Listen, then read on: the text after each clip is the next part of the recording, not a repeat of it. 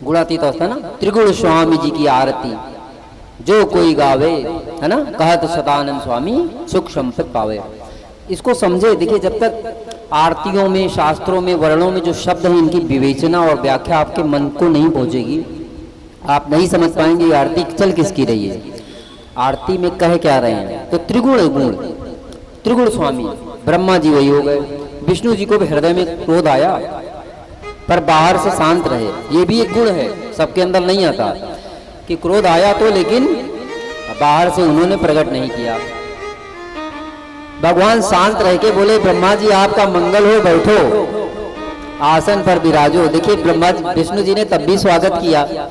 ये व्यवहार हम लोगों को सीखना चाहिए विष्णु जी से, कि कोई आदमी हमारे घर में आके हमारा अपमान करे तो हमें प्रतिकार नहीं करना चाहिए, क्योंकि जो प्रतिकार करता है वो हारता है। इस समय तुम्हारा नेत्र कुटिल और मुख वक्र हो गया है, ये एक विष्णु जी कह रहे हैं। तो ब्रह्मा बोले, हे वत्स विष्णु, तुमको समय के प्रभाव से अभिमान है। हे पुत्र, मैं तुम्हारा रक्षक और जगत का पितामह हूँ। अब ये भी कह रहे हैं कि मैं आपका रक्षक हूँ और मैं जगत का पितामह भी हूँ। देखिए, वर्षा होने लगी है। आप सभी लोग जो है यहाँ पे प्रांगण के अंदर व्यासपीठ में जहाँ जगह है, यहाँ बैठने का प्रयास करें। अगर पानी आप लोगों के ऊपर गिरेगा, ठीक है, अगर जब तक गीले ना आपको महसूस हो रहा हो, और थोड़ा आगे आ जाइए, तिरपाल लगा हुआ है, और अंदर की तरफ बैठ जाइए, है ना। हाँ हाँ, अगर पानी बरसने लगे, आप लोगों को लगे कि भीग रहे हैं, तो थोड़ा थोड़ा आगे हो जाएंगे, है ना। देखो, कथा सुन के भगवान इंद्रदेव बड़े प्रसन्न हो रहे हैं, आनंद आ रहा उनको। तो ब्रह्मा जी कह रहे हैं कि विष्णु जी, हम आपके गुरु हैं और हमको आप कह रहे हो कि विराजो, तो आप जगत के कल्याण के लिए नहीं बैठे हो और आप कल्याण कर भी नहीं पाओगे। ब्रह्मा जी कह रहे हैं, मैं तुम्हारा रक्षक हूँ, जगत का नियंता हूँ, सृष्टि का करता हूँ। तो सो तो सत्य ही है। भगवान सदाशिव ने ब्रह्मा जी को ही जो है क्रिएटर का वो दिया हुआ है, लाइसेंस बनाने का। नंदिकेश्वर बोले, इस प्रकार ब्रह्मा विष्णु दोनों ही रजोगुण से मुग्ध होकर विवाद करने लगे। तो देखिए, रजोगुण से जब युक्त व्यक्ति होता है तो क्रोध होना स्वाभाविक है। वही हुआ, दोनों में युद्ध होने लगा। नंदिकेश्वर अब ऐसा कर रहे हैं, मैं श्रेष्ठ हूँ, मैं स्वामी हूँ, ऐसा कहकर दोनों युद्ध की इच्छा से उत्सुक हुए। देखिए, पहले कन्वर्सेशन में वाद विवाद होता है, फिर दोबारा जब वाद विवाद थोड़ा बढ़ता है तो झगड़ा होता है, तो युद्ध होता है। आज पूरे विश्व में जो लड़ाई झगड़ा हो रहा है, रजोगुण के कारण ही तो हो रहा है।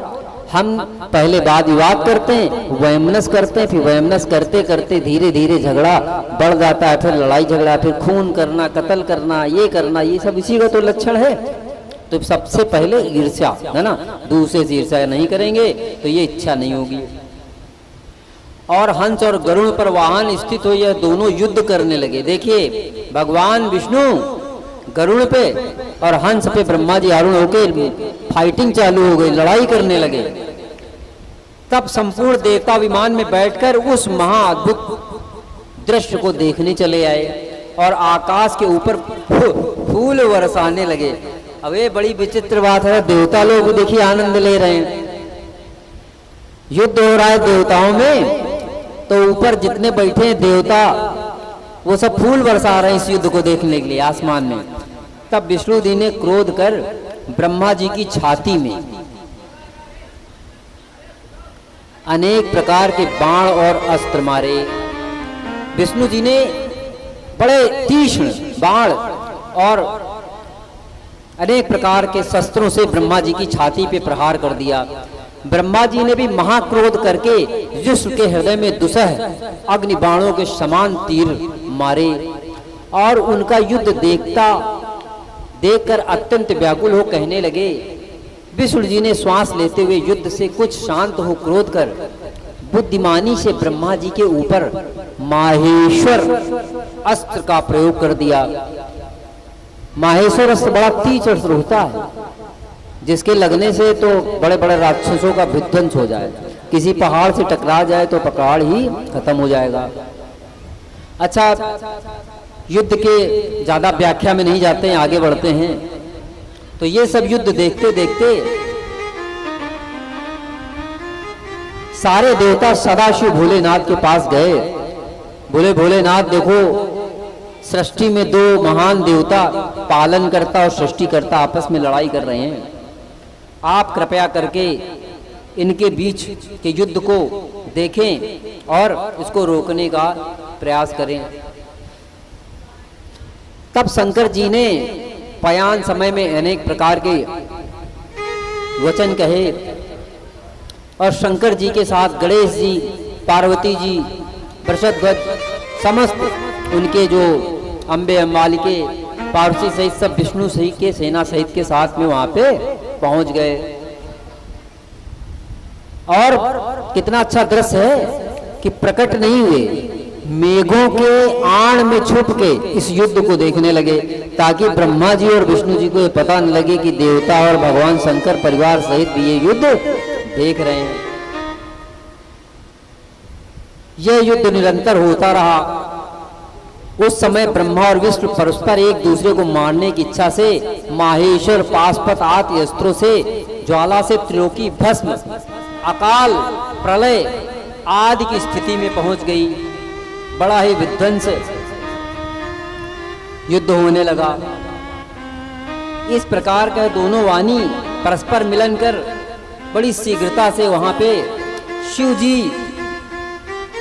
जी ने बड़ा अद्भुत चमत्कार किया। उन्होंने दोनों के मध्य एक ज्योतिर्लिंग प्रकट किया। ये पहला ज्योतिर्लिंग था सृष्टि का, और वो ज्योतिर्लिंग में लिखा है 1 सहस्त्र सूर्य के बराबर उसमें चमक थी। देखिए, एक सूर्य भगवान को हम अपनी आंखों से नहीं देख सकते, देखेंगे आंखें बंद करनी पड़ेंगी, और वो ज्योतिर्लिंग में 1000 सूर्य के बराबर चमक थी। तो साधु जी इतना ज्यादा चमकीला था वो, तो ब्रह्मा जी और विष्णु जी कांप गए उसको देखकर, और आकाशवाणी हुई कि हे महाभाग, आप लोग आपस में युद्ध न करें। आप में से कौन गुरु, कौन चेला, कौन श्रेष्ठ और कौन श्रेष्ठ नहीं है, इसका प्रमाण इसी से हो जाएगा कि इसकी ऊंचाई और इसकी गहराई। तो शिवलिंग तो पृथ्वी में रखा होता है ना, तो ऊपर का हिस्सा और नीचे का हिस्सा। तो साधु जी आज्ञा मिली कि जो इसकी गहराई और ऊंचाई पता करेगा वही श्रेष्ठ है। तो ब्रह्मा जी ने हंस का वाहन लिया और बैठ गए और ऊपर की ओर चले देखने कि कितनी ऊंचाई है। तो बताते हैं कि 1000 साल तक उड़ते रहे ऊपर। आप समझिए, 1000 वर्ष तक हंस पे बैठ के उसी लिंग के ऊपर चलते रहे, लेकिन लिंग की था नहीं पाए। उसका जो हाईएस्ट लेवल है, पीक जिसको बोलते हैं, वो नहीं पिला उनको। और भगवान श्री हरि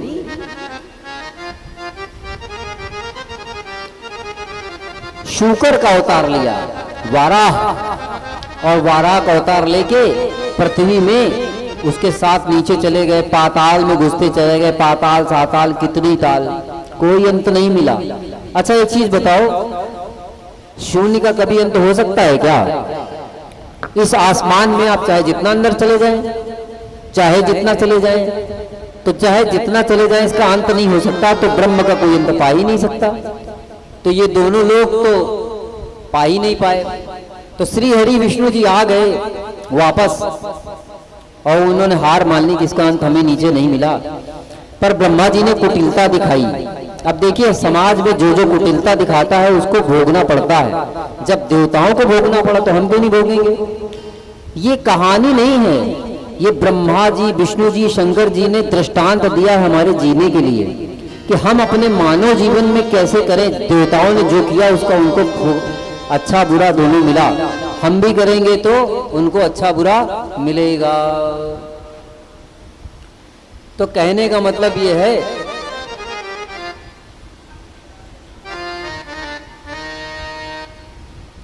वहां पे ब्रह्मा जी ने जब कुटिलता करी, और केतकी का एक पुष्प होता है, उसको वो गिर रहा था शंकर जी के ऊपर से, वो भी शिवलिंग के साथ साथ।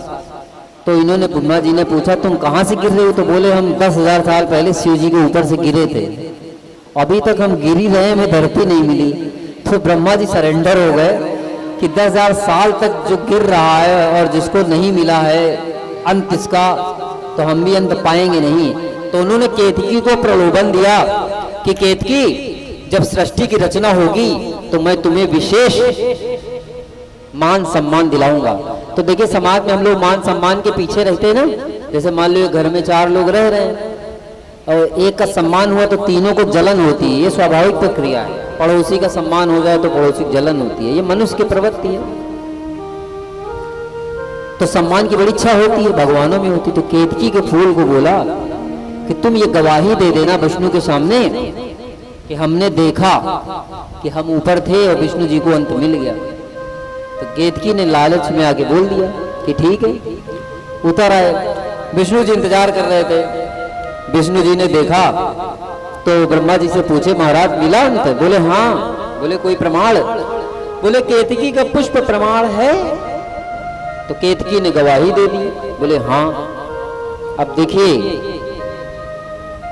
कितनी बड़ी बात है, झूठ बोला, कोई देख नहीं रहा, लेकिन बादलों के आड़ में तो पूरे सब देवी देवता देख रहे थे। उसी समय शिव जी क्रोधित हो गए। उन्होंने क्रोध में आके अपने चोटी के पास से हाथ लगाया। ये तंत्र विधान में आता है। चोटी से हाथ लगाया और जमीन में वो बाल पटक दिया। जैसे ही पटका तो एक काल भैरव नाम का एक छोटा सा लाल रंग का बालक पैदा हुआ, जो जन्म लेते ही विंध्य पर्वत के समान बड़ा हो गया। उसके हाथ में एक खड्ग, एक मूसर था और कहने लगा, मैं किसको चबा जाऊं, मैं किसको खा जाऊं, मैं ये धरती पलट दूं, आसमान पलट दूं, हे सदाशिव मैं क्या कर दूं आपके लिए, आज्ञा दो मुझे। उसको देख के ब्रह्मा जी को तो बिल्कुल जैसे कहते नहीं सांप सूख गया, कांपने लगे थर थर, क्योंकि झूठ बोले थे ना। भगवान शिव ने कहा ब्रह्मा जी के जन्म से 5 मुख हैं, है ना, और इनके एक मुंह से तमोगुण और असत्य बोला गया है, तो जाओ इसका मुख काट डालो। और काल भैरव ने आज्ञा पाके खड्ग से ब्रह्मा जी का 5वां मुख काट डाला। अब जैसे काटा तो ब्रह्मा जी ब्राह्मण पे ब्रह्म हत्या लग गई, पीछे पीछे चलने लगी। ब्रह्म हत्या लग गई तो बड़ा परेशान भैरव बाबा। अच्छा भैरव कौन है? शूलपाणी भैरव भगवान शिव के ही साक्षात रूप हैं। शंकराचार्य जी ने इसको स्तोत्र में बड़ा अच्छा वर्णन किया है। अभी स्तोत्र का श्रवण हम लोग करेंगे। तो ब्रह्मा जी को अभय दान दिया कि अब डरो नहीं। विष्णु जी ने प्रार्थना की कि भगवान शंकर नॉर्मल हो जाओ बस। अच्छा देखो, जो सदाचारी होता है वो दया कभी नहीं छोड़ता, क्योंकि दया का धर्म ही मूल है ना। हमने बताया था पहले दिन की कथा में, जो दया करता है सत्य में वही भगवान की शरण में है ना। कबीर जी का दोहा भी तो है कि जहां दया वहां धर्म है, जहां क्रोध वहां काल, है ना, जहां क्षमा वहां आप, ऐसे करके है। तो जहां क्षमा है वहीं पे भगवान सत्य में रहते हैं। तो श्री हरि ने प्रार्थना की विष्णु जी से, शंकर जी से कि प्रभु इनको थोड़ा क्षमा कर दो। तो भगवान ने कहा अभयदान हो जाओ। लेकिन भगवान ने उनको यह श्राप दिया कि सृष्टि में तुम्हारी कहीं पूजा नहीं होगी। ब्रह्मा जी को बोले कि तुम्हारी सृष्टि में कहीं पूजा नहीं होगी। नियंता है ना भगवान शिव जी। अब आप देखिए ब्रह्मा जी का कहीं मंदिर है? पूरे विश्व में एक मंदिर है, राजस्थान के पुष्कर में। वो भी ब्रह्मा जी ने चालू बना में सबसे पहले, है ना। मतलब जब सृष्टि की रचना कर रहे थे तो वहां सबसे पहले बनवा चुके थे, तो बस वही बना है। बाकी ब्रह्मा जी की कहीं विष्णु में पूजा नहीं होती। लेकिन भगवान ने कहा कि ब्रह्मा जी चिंता न करो, अग्निहोत्र हवन यज्ञ आदि में यदि कोई आपका आवाहन नहीं करेगा तो उसकी पूजा स्वीकार हम नहीं करेंगे। अग्निहोत्र में अग्रणी कर दिया। अब दूसरी जगह प्रसंग आता केतकी का। देखिए जो झूठन थी ना, चुगलखोर, झूठ बोली थी, भगवान ने कितने प्रेम से कहा। अब देखिए जो सर्व सामर्थ होता है ना, कहते हैं समर्थ को नहीं दोष गोसाई, जो समर्थ होता है, समर्थवान होता है, वो सब कुछ करने में सक्षम है, तो उसको क्षमाशीलता भी आनी चाहिए। जैसे एक दृष्टांत है, हमारे घर में बच्चों से, हमारी बहू से, हमारे बेटे से किसी से गलती हो गई तो हम क्रोध से बोलते हैं ना, क्षमा नहीं करते, जल्दी करते ही नहीं, क्रोध से बोलते हैं। लेकिन भगवान शिव देखिए कैसे कर रहे हैं, यानी जो सर्वशक्तिमान है, भगवान शिव केतकी को बुला करते इधर आओ। केतकी स्त्रीलिंग है, ऐसा नहीं, केतकी का पुष्प पुल्लिंग है। केतकी बुलाए इधर आओ तुम, बोले आज से हमारी तुम्हारी प्रीत नहीं रहेगी केतकी। देखिए भगवान कितना बढ़िया बोले, चाहते तो गुस्से में बोलते कि तुमने झूठ बोला, लेकिन बोले क्या, आज से हमारी तुम्हारी प्रीत नहीं रहेगी और तुम मेरी किसी पूजा में तुम्हारा कोई सहयोग नहीं होगा, कोई काम नहीं होगा। तब से केतकी के पुष्प को शिव जी की पूजा में वर्जित माना जाता है। जो केतकी के पुष्प को शिव जी को अर्पण करता है 100 गौ हत्या के बराबर पाप लगता है।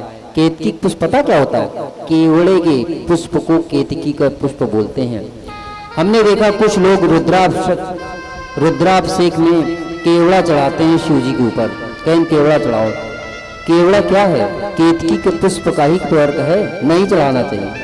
शिव जी के ऊपर चंदन की इत्र चढ़ाइए, खसखस चढ़ाइए, गुलाब की इत्र चढ़ाइए, नाना प्रकार की सुगंध चढ़ाइए, केवड़ा का पुष्प मत चढ़ाइए। अच्छा देखो, केतकी ने ये कहा कि प्रभु हमसे अपराध तो हुआ है, लेकिन कहते हैं कि सन्मुख होई जीव मुहि जबहि, जन्म कोटि अघनाशय तबहि। जब भगवान के सामने जीव आ जाता है तो जन्मों जन्मों पाप कट जाते हैं। तो भगवान ये कैसा श्राप कि हम आपके सामने खड़े हैं और हमारा अपराध खत्म ही नहीं हो रहा, आपने हमको सृष्टि से ही वर्जित कर दिया। अरे सृष्टि में आपके घर हम लायक नहीं तो हम संसार में किसके लायक होंगे। रोने लगा केतकी। तो भगवान बड़े दयालु कृपा सिंधु बोले, अरे तुम रो नहीं, अच्छा भक्त वत्सल तो वही है ना, बोले रो नहीं, हमारी जो साज सज्जा होगी मंडप में, यानी जैसे शंकर जी का मंडप बनता है, अब जैसे ये बनी तो ये मंडप बना है, इसमें तुम्हारी सेवा होगी और जो तुम्हारे पुष्प से, तुम्हारी इत्र से, तुम्हारे गंध से हमारे मंडप को सजाएगा, है ना, उसको विष्णु सहस्त्र नाम के बराबर का पुण्य मिलेगा। तो भक्तजनों, जब भी कभी भगवान शिव की पूजा करो तो केवड़ा के फूल खूब लाओ और भगवान की जो अगल बगल विग्रह के बगल में जो फूल सजाओ, खूब सजा दो, बस शंकर जी को मत चढ़ाओ, भगवान बहुत प्रसन्न होंगे, है ना। बोलो शंकर भगवान की जय हो। देखो इस दृष्टांत से क्या शिक्षा मिलती है कि हमें भी सर्वनियंता सर्वशक्तिमान होते हुए भी, देखिए हम अपने परिवार के लिए तो सर्वसामर्थ ही हैं, तो हमारे अधिकार क्षेत्र में हमारे पुत्र पत्नी पति माता पिता ये सब आते ही हैं, है ना। तो हमें इतना ही विनम्र होना चाहिए जैसे शंकर जी देखिए गुस्सा हुए, लेकिन क्या किया, ब्रह्मा जी को गर्दन भी काटी और पुचकारा भी, है ना, पुचकारा ना, उनको अग्निहोत्र दिया, अग्निहोत्रों में प्रथम कर दिया, केतकी के फूल को श्राप भी दिया और आशीर्वाद भी दिया। पर हम क्या करते हैं, खाली दंड, बस बहू ने खाना खराब बनाया तो बस बहू की बुराई और 4 जगह पंचायत, बस यही करना महिलाओं का काम, आदमी को यही बुराई। हमने देखा है आचार्य जनों के मुंह से सुनते हैं, आदमी जब कहीं बैठता है बात करता है तो बुराई के अलावा उसको कुछ आता ही नहीं, सिर्फ बुराई करता है। अरे बड़े भाग्य से हम कहीं मिलते हैं, एक जीव दूसरे जीव से मिला और कितना बढ़िया संयोग है, तो बढ़िया भक्ति की बात करे, लेकिन नहीं बुराई की बात करेगा, बड़ा आश्चर्य। एक बार तुलसीदास जी से नहीं, एक बार नारद जी से ब्रह्मा जी का संवाद हुआ था। तो ब्रह्मा जी से नारद जी बोले, प्रभु संसार में सबसे बड़ा अजूबा क्या है। तो ब्रह्मा जी हंसने लगे, बोले पुत्र, नारद जी पुत्र है ना ब्रह्मा जी के, तो बोले पुत्र विश्व का सबसे बड़ा अचंबा है कि ये जिव्या, ये टंग जिसको बोलते जीव, ये मनुष्य के बस में है, ये उसके अनुसार ही चलती है, फिर भी मनुष्य नरक को जाता है। 80 लाख योनियों में बंदर, बिच्छू, कीट पतंगा, मक्खी, मधुमक्खी नाना प्रकार की योनियों में जाता है। और जिससे नाम नाम राम राम शिव शिव नहीं जपता है, कृष्ण कृष्ण नहीं जपता है, पंचायत करता है, बुराई करता है। तो देखिए सत्य तो है ही है। देखिए ये जो जीव है ये सिलौटी को समझ लीजिए, सिलौटी होती ना जिसमें हल्दी मसाला पीसा जाता है ना, और नाम को लोढ़ा मान लीजिए जिसे लोढ़ा में पीसते हैं, और बस मुंह बंद कर लिया, होंठ अंदर, और राम राम चल रहा है। खाना